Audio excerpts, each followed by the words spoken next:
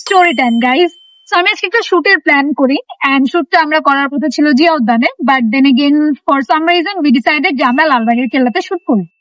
So I was having second thoughts, আমি কখন লালবাগে একা যাই নাই, সো মেনি স্টাফস। তো আমি নতুন শাড়ি পরে খুব মাঞ্জা মেরে বের হয়েছি যে আজকে তো একদম সেই একটা শুট করব।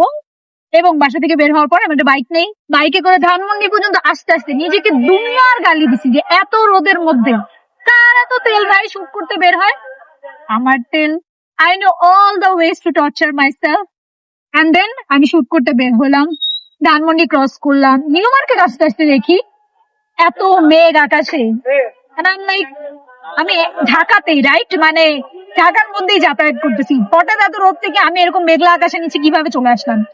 তো আমি অনেক জ্যাম ঠেলে লালবাগে ঢুকলাম, লালবাগে ঢুকতে না ঢুকতে বৃষ্টি শুরু হয়েছে এন্ড ওয়েদার আপডেট বলছে 15 মিনিটের মধ্যে আবার রোদ উঠবে, কিন্তু আমরা 1 ঘন্টা ছিলাম এন্ড বৃষ্টি আস্তে আস্তে শুধু বাড়তেছিল।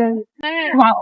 So আমি বৃষ্টির মধ্যে শুট করলাম, this was the first time আমি বৃষ্টিতে শুট করছি। আমার অনেক দিন ধরে প্ল্যান ছিল, বাট আই ডিডন্ট লাইক, আমার জাস্ট হয় না, I am just too lazy to do that, but the universe planned it for me. Finally I had a beautiful shoot.